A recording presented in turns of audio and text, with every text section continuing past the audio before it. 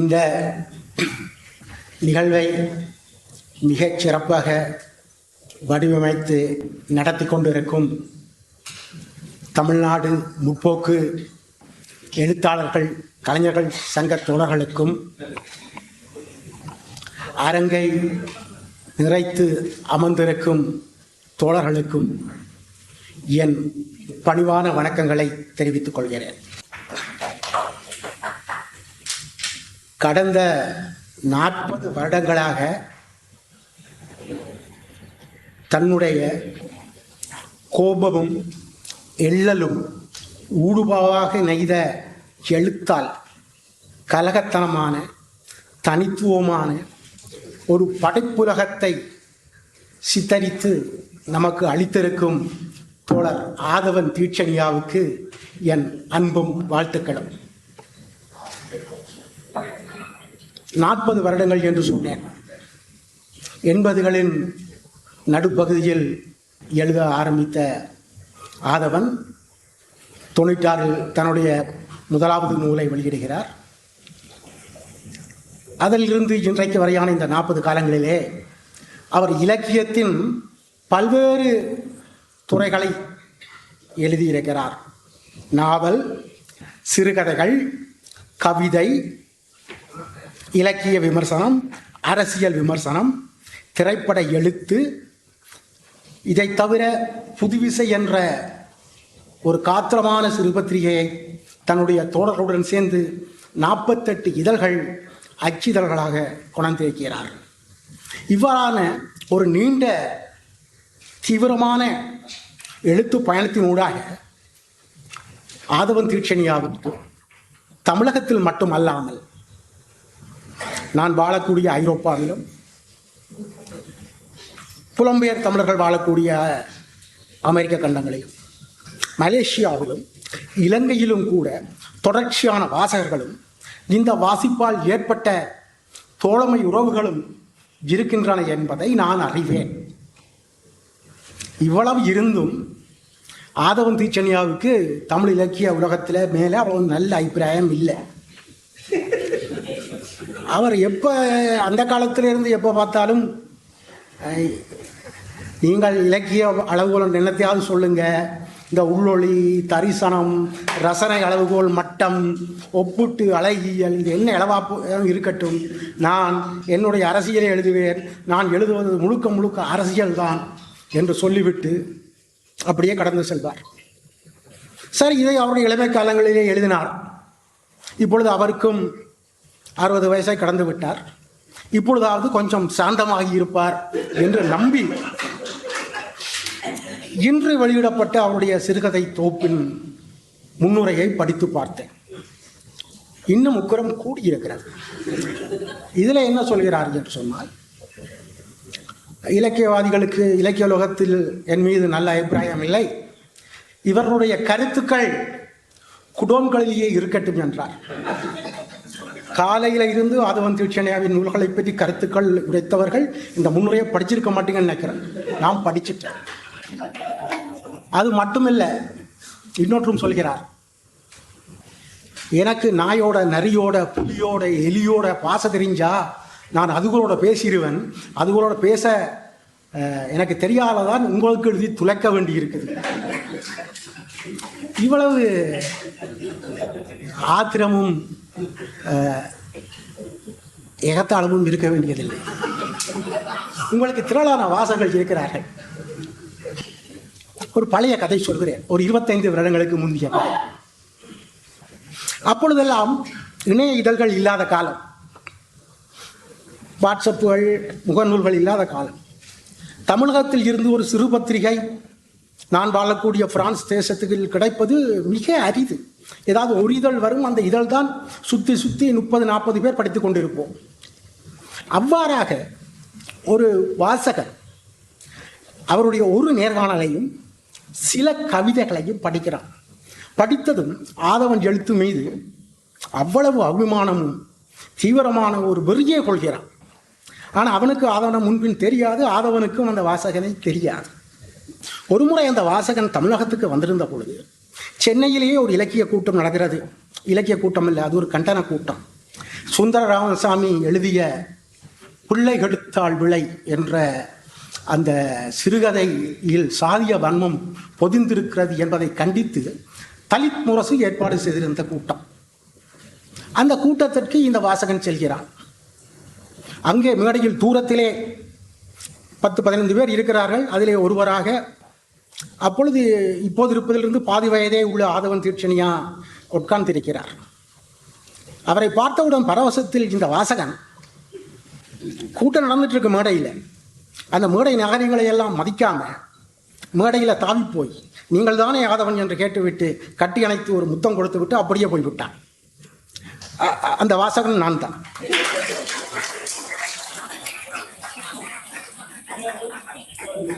ஆகவே இப்படியான வாசகர்கள், ஒரு தற்கொலைப்பட வாசகர்கள் நாங்கள் உங்களுக்கு இருக்கிறோம் பல வருஷம். இதற்கு ஒரு 3-4 வருடங்கள் கழித்து 2008 லண்டனில் நடந்த தலித் மாநாட்டில் பங்கு கொள்வதற்காக ஆதவன் தீட்சணா அழைக்கப்பட்டிருந்தார். அப்பொழுது நானும் லண்டனுக்கு சென்றிருந்தேன். ஒரு 15 நாட்கள் நானும் ஆதவனும் நண்பர்கள் ராகவன் நிர்மலா வீட்டிலே தங்கியிருந்தோம். ஒன்றாகவே தங்கியிருந்தோம். பகல் இரவாக ஓயாத பேச்சு, இருவரும் பேசிக்கொண்டே இருப்போம். ஈழத்தை பற்றி, மலையகத்தை பற்றி, ஈழப் போராட்டத்தை பற்றி, தமிழகத்தை பற்றி, தலித் இலக்கியத்தை பற்றி, இந்திய பொதுவுடைமை கட்சிகளை பற்றி ஓயாமல் உரையாடி கொண்டே இருப்போம். இந்த பயணத்தின் போதுதான் ஒரு நாள் நாங்கள் இருவரும் பிரிட்டிஷ் தேசிய அருங்காட்சியகம், பிரிட்டிஷ் மியூசியத்தை பார்க்க சென்றிருந்தோம். மிக பெரிய மியூசியம், உங்களுக்கு தெரியும். அந்த மியூசியத்தை பார்த்தவுடன் பரவசம், ஒரு புல்லரிக்கும் உணர்வு இவை என்றும் எங்களுக்கு ஏற்படாமல் வயிற்றை பற்றி எரிந்தது. நீங்கள் காலனிகளை வைத்திருந்தவனுடைய எந்த மியூசியத்தை பார்த்தாலும் உங்களுக்கு வயிற்றை பற்றி எரிக்கும். அது பிரான்ஸில் இருக்கிற லூவர் மியூசியத்தை பார்த்தாலும் சரி, லண்டனில் இருக்கக்கூடிய பிரிட்டிஷ் மியூசியத்தை பார்த்தாலும் சரி. ஏனென்றால் அந்த மியூசியத்தில் இருப்பவை எல்லாம் காலனி நாடுகளில் இருந்து கொள்ளை கொண்டு செல்லப்பட்ட திரவியங்கள். இப்போ பரிசில் பார்த்தீங்கன்னா லூவர் மியூசியம், அங்கே தான் இந்த மோனலிசா ஓவியம் இருக்கிறது. நெப்போலியன் எகிப்தின் மீது படையெடுத்து சென்ற போது அங்கிருந்த மம்மிக்கள், இந்த பிரமிட்டோட மம்மிக்களே தூக்கி கொண்டு வந்து அங்கே மியூசியத்தில் வச்சிருக்காங்க. மிகப்பெரிய லக்ஸர் தூண்களை பெயர்த்தெடுத்து கொண்டு வந்து பரிசு நகர வீதிகளிலே வைத்திருக்கிறார்கள். அதுபோல்தான் பிரிட்டிஷ் நூலகத்திலே, மியூசியத்திலே இந்தியாவில் இருந்து எடுத்து செல்லப்பட்ட ஏராளமான பொருட்களை வைத்திருக்கிறார்கள். அதை பார்த்துவிட்டு ஆதவன் தீட்சணியா தமிழகத்திற்கு திரும்பி ஆனந்த விகடனில் ஒரு கட்டுரை எழுதினார் அந்த மியூசியத்தை பற்றி. அந்த கட்டுரைக்கு அவர் வைத்த தலைப்பு திருடர்கள் வைத்த கண்காட்சி. மிக கூர்மையான தலைப்பு. ஆதவனுடைய முன்னுரையிலே ஒரு வார்த்தை வரும். அவர் இப்போ இந்த நாட்டில் போர் நடக்குது, உலகத்தில் அநீதி நடக்குது, ட்ரம்ப் மாதிரி ஒரு முட்டாள் நம்மை ஆண்டு கொண்டிருக்கிறான், திரும்பிய பக்கமெல்லாம் தேசங்களிலே முதலாளிகளின் அராஜகம் கொடிகட்டி பறக்கிறது, சாதிய கொடுமை, நொடிக்கு ஒரு தரம் பாலியல் வல்லுறவுகள், இவைகள் எல்லாம் நிகழ்ந்து கொண்டிருந்த பொழுதும் இதையெல்லாம் எழுதாமல் நம்ம சொந்த பிரச்சனையை எழுதுவோம், சுய புலம்பலை எழுதுவோம், நாய்க்கு சாப்பிட காசு இல்லை என்று அதை பற்றி எழுதுவோம். இவ்வாறாக எழுதி கொண்டிருப்பவர்களின் நாக்குகளை பார்த்து சொல்கிறார், இது வாய்க்குள் பிணத்தை போல அடக்கப்பட்டிருக்கும் நாக்கு. இந்த நாக்கு ஒரு பிணம், உங்களுடைய நாக்கு. இதை பார்க்கும்போது ஆதவனுடைய நாக்கை பற்றி நான் யோசிப்பது உண்டு. அது வெட்டுப்பட்டு, காயப்பட்டு, இரத்தம் சொட்ட சொட்ட, குட்டுயிரும் குயிரும் குலையுயிருமாக 4 பக்கங்களும் சுழன்று கொண்டு இரத்தத்தை வீசிக்கொண்டிருக்கும், தெறிக்க விட்டு கொண்டிருக்கும் ஒரு நாக்கு என்ற படிமமே என் மனதில் பதிந்துள்ளது. அவருடைய கட்டுரை ஒன்று உள்ளது. இந்தா பிடியுங்கள் இந்தியா டுடே என்ற ஒரு கட்டுரை. எத்தனை பேருக்கு அந்த கட்டுரை ஞாபகம் இருக்கும் என்று தெரியாது. ஏன் இந்தா பிடியுங்கள் இந்தியா டுடே என்றால், அதை கழிவறை காகிதமாக உபயோகிக்க பிடியுங்கள் என்ற அர்த்தத்தில் தான் அந்த தலைப்பு வைக்கப்பட்டது. மாமனிதர் விபி சிங் அவர்கள் மறைந்தபோது விபி சிங்கை கொச்சைப்படுத்தி இந்தியா டுடே ஒரு கட்டுரை எழுதியிருந்தது. அதற்கான மறுப்பாக, கண்டனமாகத்தான் ஆதவன் தீட்சண்யாவின் இந்தா பிடியுங்கள் இந்தியா டுடே கட்டுரை அமைந்திருந்தது. அதில் ஆதவன் குறிப்பிடுவார், மண்டல் கமிஷனுக்கு எதிராக கமண்டல கமிஷன் இவர்கள் நடத்தி கொண்டிருக்கிறார்கள்.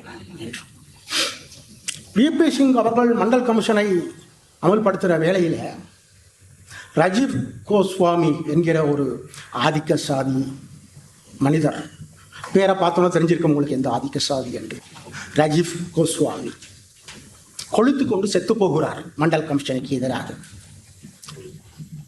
அதை இந்தியா டுடே சுட்டிக்காட்டி சொல்கிறது, ராஜீவ் கோஸ்வாமி எரித்த நெருப்புத்தான் விபி சிங்கை எரித்திருக்கிறது என்று. ஆதவன் கேட்கிறார், எதற்கு ராஜீவ் கோஸ்வாமி தன்னை கொளுத்தி கொண்டு இறந்தார்?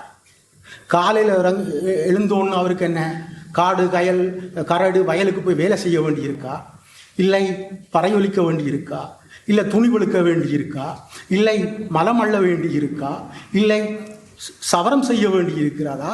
இதெல்லாம் செய்து கொண்டிருக்கும் நாங்களே உயிரோடு இருக்கிறோம். என்ன கர்மத்துக்கு நீ செத்து தொலைந்தாய்? உனக்கு இந்த நாட்டில் என்ன உரிமை இல்லை? எல்லா முன்னுரிமைகளும் உனக்குத்தான் வழங்கப்படுகிறது. தொழிலிலே வழங்கப்படுகிறது, கல்வியிலே வழங்கப்படுகிறது. இந்த நாட்டை ஆண்ட ராஜாக்களுடைய மனைவியரை புணரும் உரிமை கூட உங்களுக்கு வழங்கப்பட்டிருந்தது.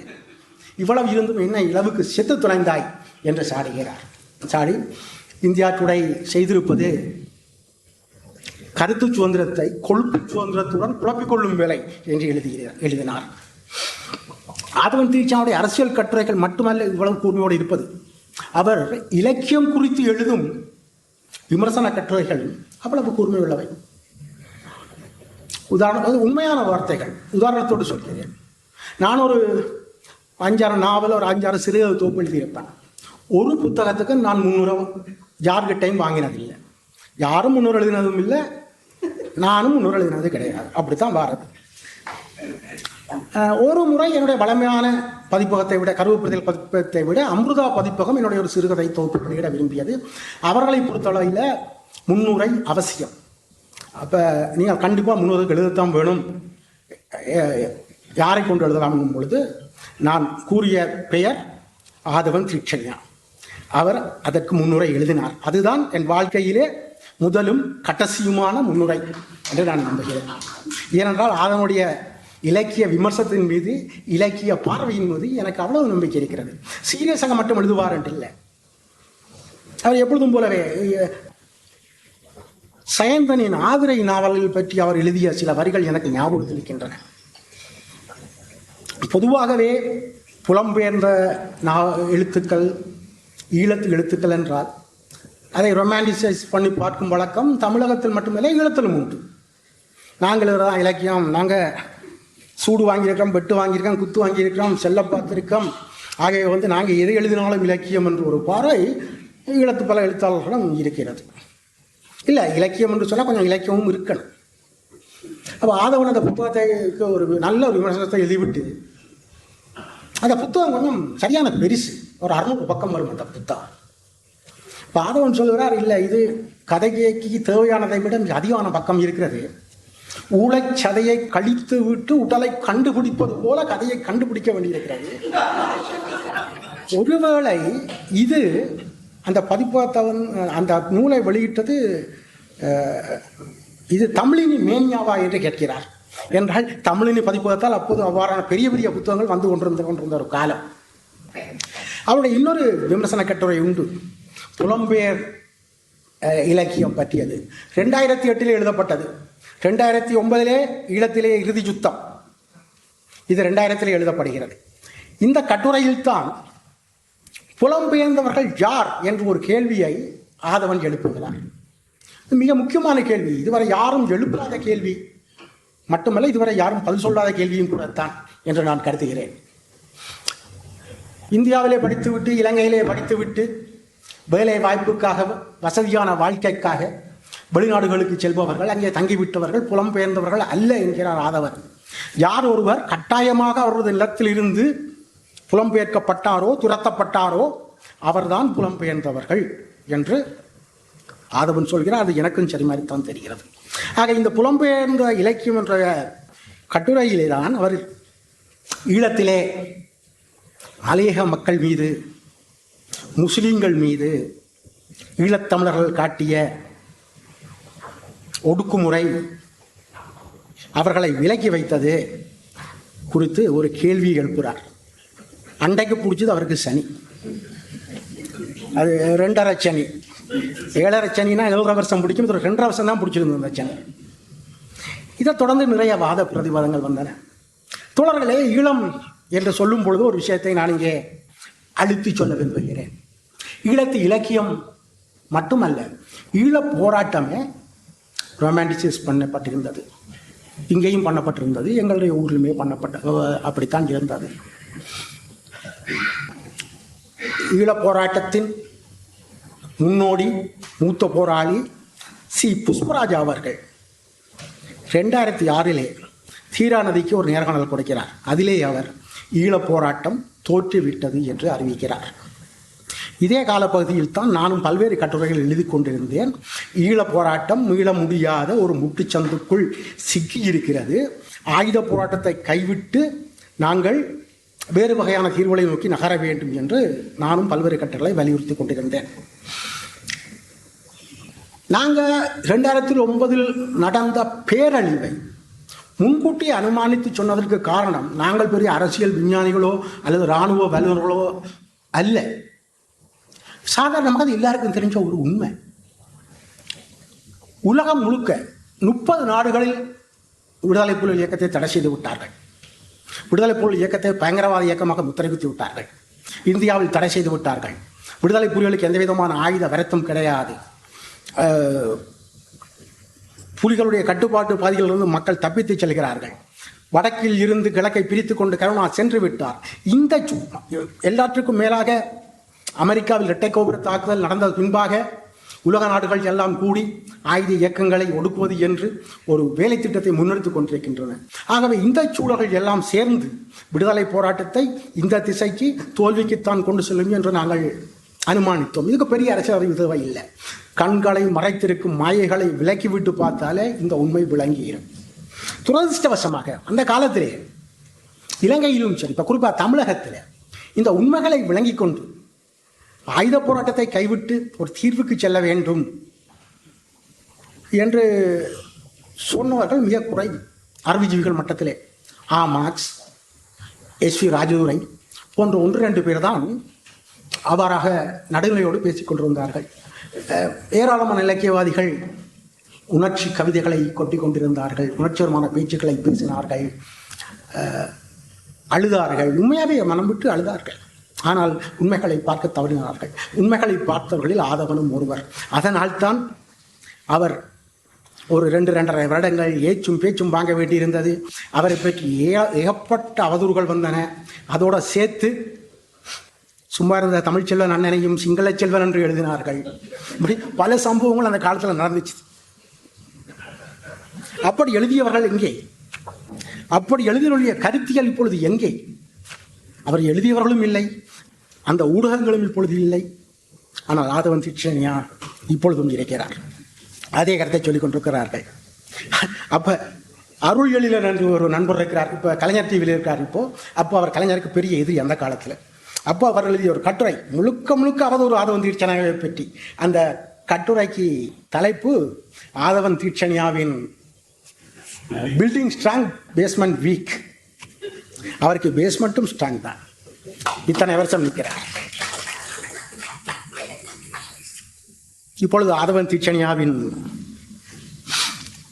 படைப்புலகத்திற்கு புனை உலகத்திற்கு வருகிறார். இந்த லிபரல் பாளையம் கதைகள் என்று ஒரு செட் இருக்குது. இந்த லிபரல் பாளையம் கதைகள் அரசியல் கதைகள், அரசியலை சொல்ல எழுதப்பட்ட கதைகள், அரசியல் நோக்கத்துக்காக எழுதப்பட்ட கதைகள் என்று சொல்லப்படுகிறது. சொல்றது யாரும் இல்லை, ஆதவன் தீட்சணி தான் சொல்றாரு. இவ்வாறான ஒரு வகை இலக்கியத்தில் உண்டு. உலக இலக்கியத்திலும் உண்டு, தமிழ் இலக்கியத்திலும் உண்டு. அரசியலை நேரடியாக பேசுவது, அங்கேதமாக பேசுவது, சிலையடியாக பேசுவது, இது மகாகவி பாரதி காலத்திலிருந்து உண்டு. இப்போ தமிழ் இலக்கியத்தில் எனக்கு டக்குண்டு வர உதாரணம்னா உமாவரதராஜனுடைய அரசனின் வருகை சிறுகதை, மனுஷபுத்திரனின் அரசி கவிதை போன்றவை இருக்கின்றன. உலக இலக்கியத்தில் எடுத்து பார்த்தோம் என்றால் சார்லி சாப்ளினுடைய த கிரேட் டிக்டேட்டர் திரைப்படத்தை நீங்கள் பார்த்திருப்பீர்கள். அதில் ஹிட்லரை எப்படி அவர் கிண்டல் பண்ணியிருப்பார் என்று. அதை போன்ற கதைகள் தான் இந்த லிபரல் பாளைய வரிசை கதைகள். இலக்கியத்தில் அது ஒரு தனி வகை. ஆனால் இதில் எது முக்கியமென்றால், சுதந்திரத்திற்கு முன்பே பாரதியார் ஆடுவோமே பள்ளு பாடுவோமே ஆனந்த சுதந்திரம் அடைந்து விட்டோம் என்று முன்கூட்டிய பாடியது மாதிரி, இந்த பண மதிப்பிழப்பு வரப்போகிறது, கடையில் வந்து சாமான் வாங்கினா மிச்ச காசாக மிட்டாய் கொடுக்க போகிறார்கள் என்றெல்லாம் முன்கூட்டியே உணர்ந்து எழுதியவர் ஆதவன் தீட்சணியார். ஒரு புறத்தில் வைத்துக் கொண்டார். இலக்கிய அழகியல், இலக்கிய அமைதி, இவை ஆதவன் தீட்சணியாவின் கதைகளில் இல்லையா? ஏராளமாக இருக்கிறது தோழர்களே. இரவாகி போய் விடுவதாலேயே சூரியன் இல்லாமல் போய் விடுவதில்லை என்று அவருடைய சிறுகதை கொண்டு இருக்கிறது. பகத்சிங்கை பற்றி எழுதிய கதை. பகத்சிங்குக்கு ரஞ்சித் என்று ஒரு பெயரும் வழக்கில் உண்டு. ஸோ ரஞ்சித் என்பவரை பற்றி எழுதிய கதை மிக அற்புதமான கதை, அரசியல் கதை தான். ஆனால் ஒரு இலக்கிய கதைக்குரிய எல்லா விதமான பரிமாணங்களும் கலை அமைதியும் உள்ள ஒரு கதை. ஒரு மூதாட்டி, அந்த மூதாட்டியின் கைகள் அசைகின்றன. அந்த சுருக்கம் விழுந்த கைகள் படுக்கையில் இருக்கும் வெயிலை, மஞ்சள் வெயிலை தடவி செல்கின்றன என்பதில் சூடுபிடிக்கும் கதை இந்தியாவின் சுதந்திர போராட்ட வரலாற்றை சொல்கிறது. அந்த கதையில் காந்தி உட்பட மிக பலர் வருகிறார்கள். பாபர் மசூதி இடிக்கப்பட்டது நமக்கு எல்லாம் தெரியும் தோழர்களே. பாபர் மசூதி இடிப்பு ஒட்டிய காலங்களிலே தமிழ் இலக்கிய உலகில் என்ன நடந்தது என்று நாங்கள் கொஞ்சம் யோசித்து பார்ப்போம். பல பேருக்கு அதை பற்றி அக்கறை இல்லை. காலச்சுவடு ஒரு கட்டுரை வெளியிட்டது. GSR கிருஷ்ணன் அதை எழுதியிருந்தார். நாங்கள் அவரை செல்லமாக கடப்பாறை கிருஷ்ணன் என்று சொல்வோம். பாபர் மசூதி இடிக்கப்பட வேண்டும் என்று அந்த கட்டுரை பாபர் மசூதி இடிக்கப்படும் முன்பே காலச்சுவட்டால் வெளியிடப்பட்டது. அப்போது அதனுடைய ஆசிரியர் சுந்தர ராமசாமி. இப்படியான ஒரு சூழலிலே உங்களுக்கு தெரியும், காலச்சுவட்டுக்கு காலச்சுவட்டில் எழுதிவிட மாட்டோமா என்று எங்கிக் கொண்டிருக்கும் எத்தனையோ எழுத்தாளர்கள் இருக்கிறார்கள். காலச்சுவட்டின் கூட்டங்களிலே துடிப்பவர்கள் இருக்கிறார்கள். காலச்சுவட்டால் புத்தகங்களை வெளியிட இயங்கிக் கொண்டிருப்பவர்கள் இருக்கிறார்கள். அவர்களுக்கெல்லாம் இந்த செய்தி தெரியும், அமைதியாக இருந்தார்கள். அப்படி தெரியாத இளைய எழுத்தாளர்களுக்கு நான் இன்று அதை பதிவு பண்ண விரும்புகிறேன். அதே வேளையிலே ஆதவன் ஒரு கதை எழுதினார். அந்த கதை தான் நான், நீங்கள் மற்றும் சதா. அந்த கதையில் பாபர் மசூதி இடிப்பு, அதை தொடர்ந்து நடந்த முஸ்லிம்கள் மீதான இந்துத்துவவாதிகளின் வன்முறையாட்டம், கொலைவெறி, இதுதான் கதை. அந்த கொலையை செய்தவர்களில் ஒருவன் தப்பி இங்கே தென்னாட்டிற்கு வந்த பின்பு அவருடன் நடக்கும் உரையாடல் தான் அந்த கதை. அந்த கதையிலே இங்கே பாபர் மசூதியை இடிக்க வேண்டும் என்று ஒரு பகுதி சொல்லிக் கொண்டிருக்கும் பொழுது அவர் ஆதவன் சொல்கிறார், இவ்வாறு